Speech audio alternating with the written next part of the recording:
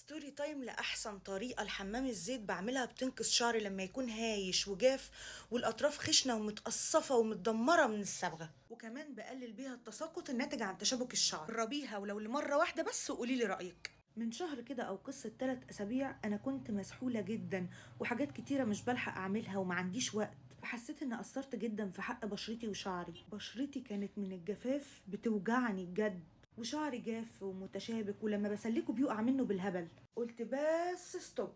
والله لغذيك، والله لغذيك يا سيف.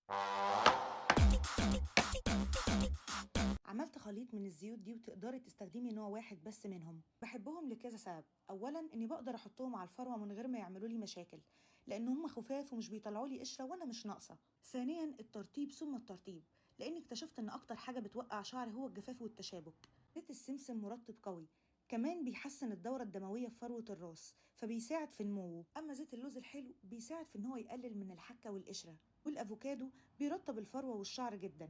أما زيت الأرجان بستخدمه كثيرا لشعري، ومن كتر ما حبيته قلت أجربه لبشرتي.